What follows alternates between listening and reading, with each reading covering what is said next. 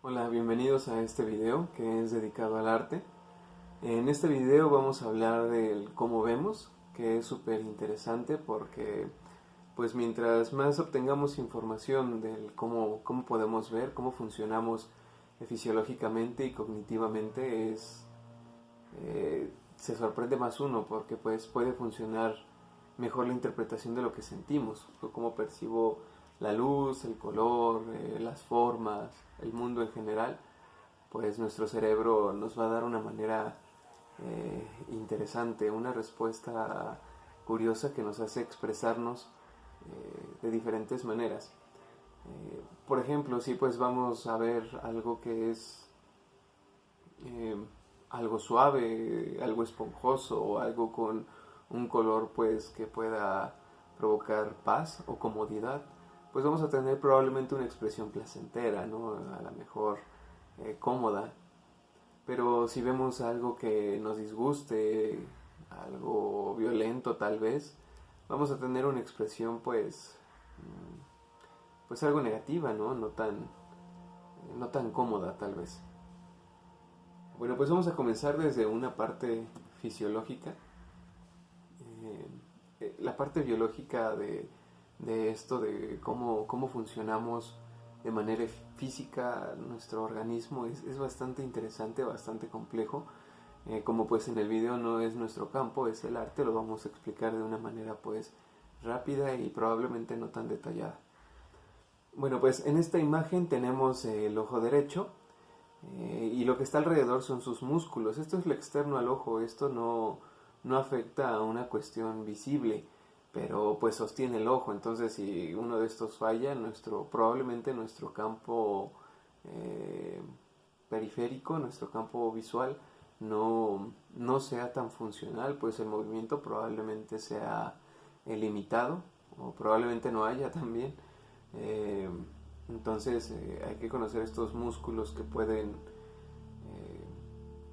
pues sostener parte del ojo, ¿no? Que pertenecen, que quedan muy bien en la cuenca ocular de nuestro cráneo y quedan bien pues gracias a estos músculos que lo están sosteniendo, ¿verdad? Maravillosa la evolución y cómo diferentes elementos que tiene nuestro cuerpo se van adaptando uno al otro para funcionar cada vez a mayor detalle. Bueno, aquí tenemos el ejemplo de manera lateral, cómo está sosteniendo todo esto a nuestros ojos. Tenemos diferentes partes del ojo que sí son necesarios para nuestra vista, pues estos permiten que entre de manera adecuada la luz. Le digo de manera adecuada como para poder permitir con ella cierta interacción que sea correcta o nítida a nuestra visión.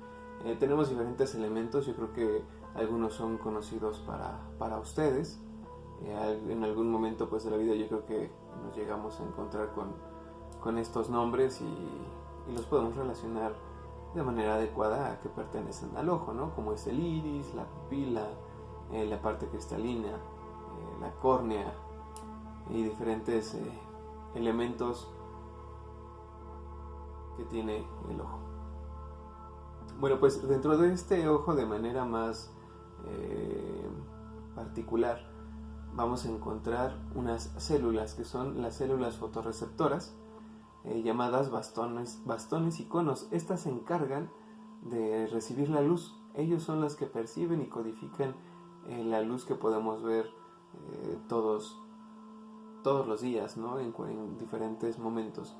Son de manera bastante curiosa. Miren, aquí tenemos unos ejemplos. Igual pues ahí tenemos sus características, sus elementos.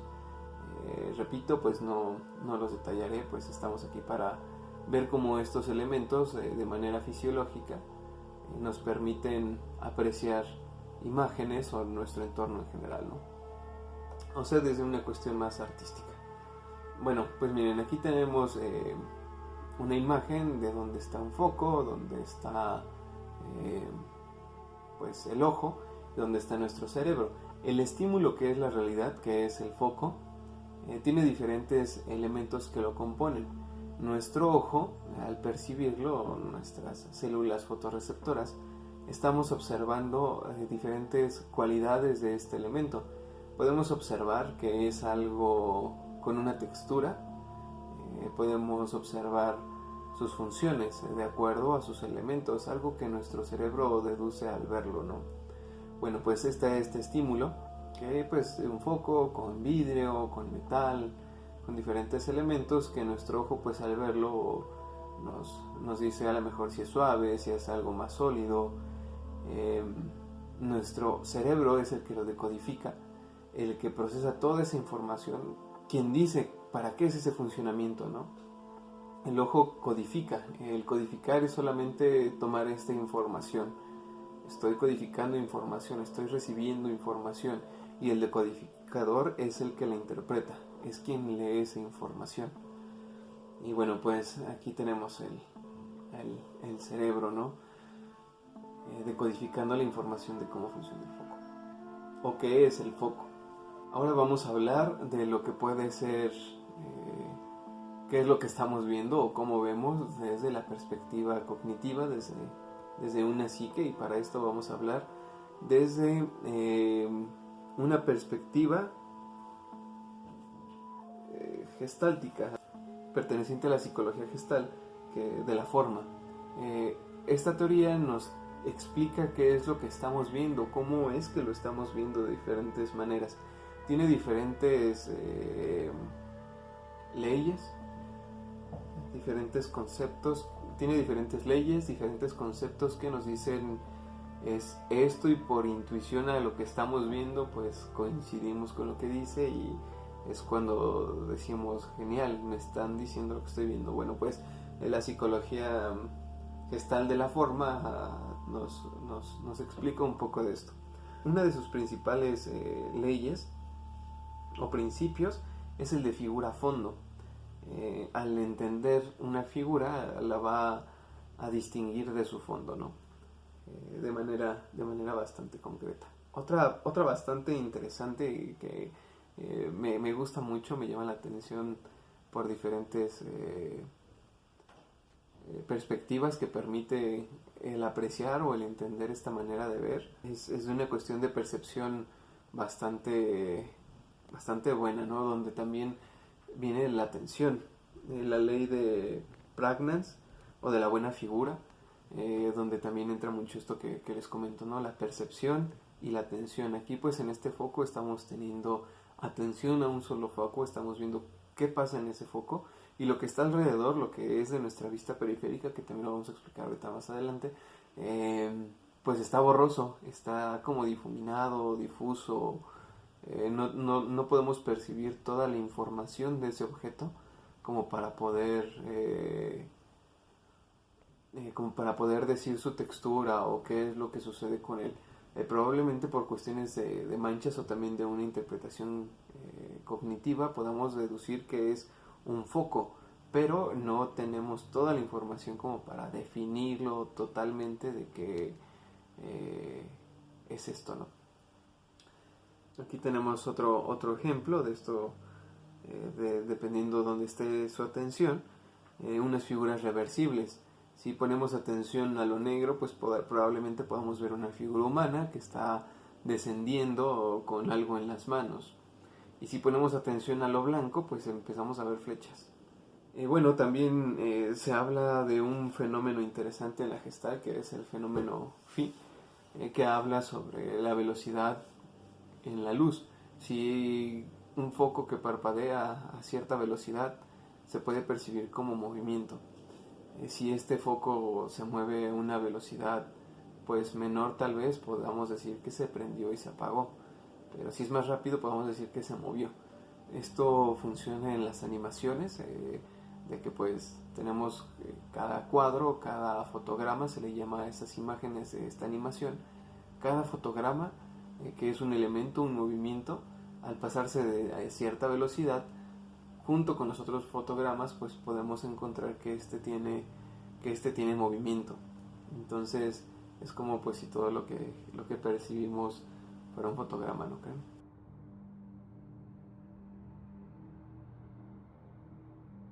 Bueno, pues aquí tenemos otro ejemplo de cómo es que vemos. Y pues bueno, esta es una percepción en movimiento en donde hay cosas que están más alejadas, se ven más chicas, se ve todo un poquito más, más borroso, lo más grande se ve más cercano. Las figuras que están difuminadas pues sugieren cierta lejanía, y los objetos que están encima de los otros pues también deja percibir que están más cerca. Bueno, pues esta es una percepción en movimiento. También tenemos una percepción de profundidad, de vacío, de abismo, en donde pues todo está hacia un solo punto. Esto en diferentes composiciones lo podemos nombrar de otra manera, pero pues es que es diferente cuando componemos, cuando vamos a crear algo, a lo que estamos viendo. Una cosa es lo que estamos viendo y sentimos, y otra cosa es lo que queremos hacer o expresar en una imagen de acuerdo a lo que sentimos. Bueno, aquí tenemos otro ejemplo de cómo, dependiendo de su destino común, otra ley de la Gestalt, esto del destino es hacia qué dirección se mueven. Si se mueven hacia un lado, parece pertenecer a un grupo. Y también la ley de proximidad, de que si están juntos, pues pertenecen agrupados, ¿no? Si están los verdes en un solo lado, están agrupados. Pero vean del otro lado, en donde están todos revueltos, pues eso es un solo grupo por su proximidad, porque están en direcciones diferentes, pero pues están delimitadas. Y delimitados por una forma, ¿no? También hay familiaridad. Sabemos que pues son colores aquí, pero tienen una forma, y esto nos hace familiaridad con lo que es una figura humana. Tenemos la vista del campo visual derecho, el del campo visual izquierdo, el de la vista central, que la vista central se refiere a los 90 grados, y los otros, el izquierdo y el derecho, un máximo de 170 grados. Eso quiere decir que a izquierda y a derecha vemos máximo 170 grados.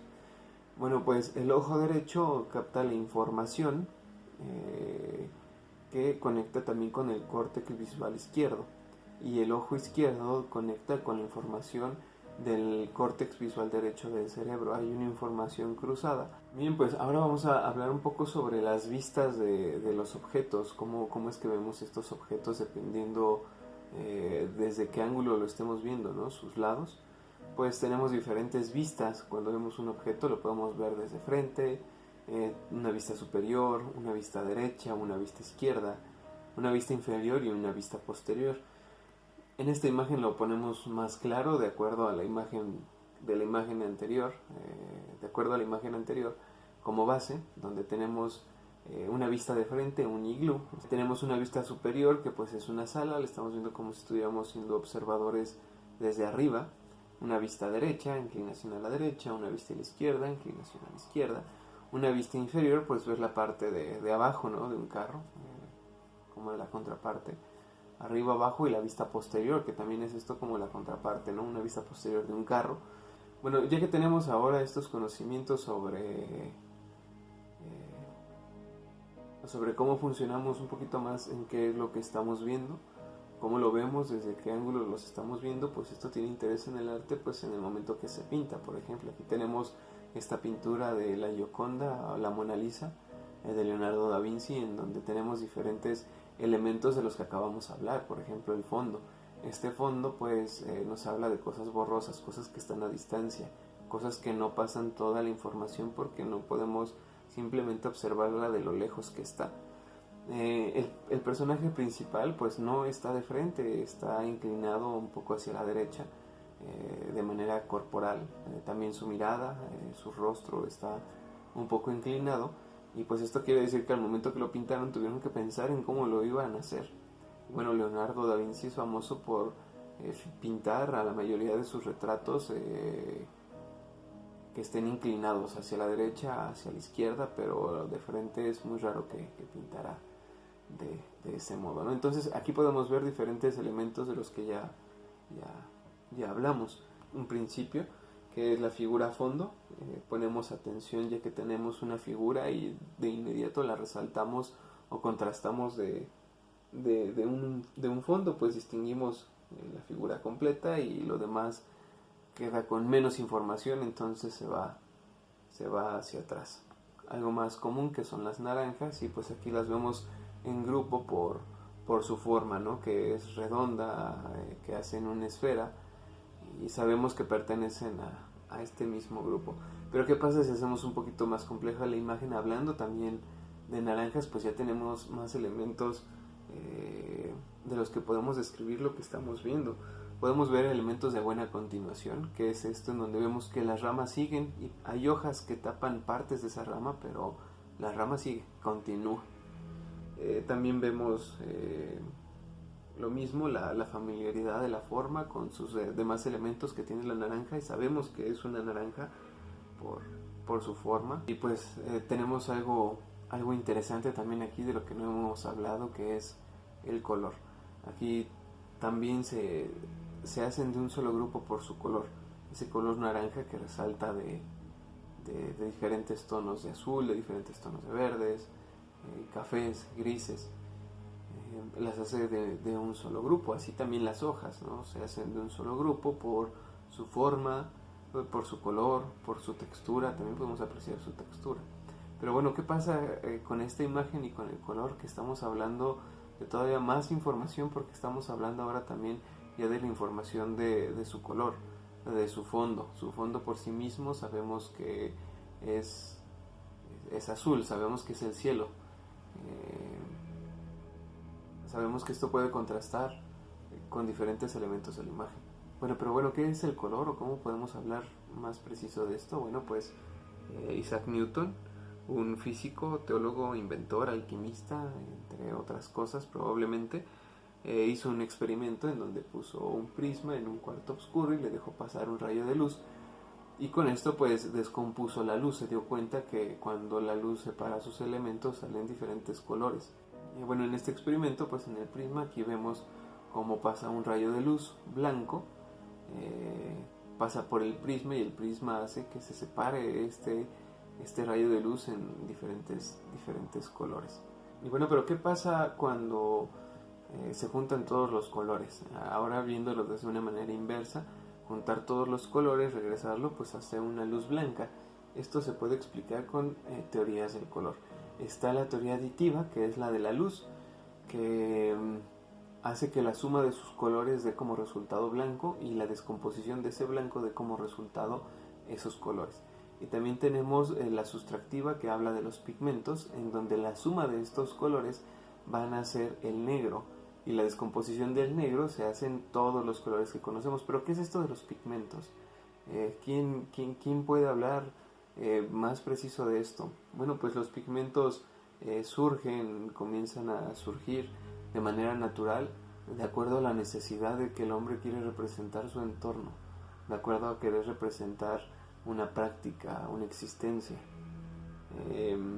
Después, de manera que fuimos evolucionando, pues se fueron desarrollando diferentes maneras de hacer el pigmento, ya no de manera natural, sino como pues de manera más industrializada.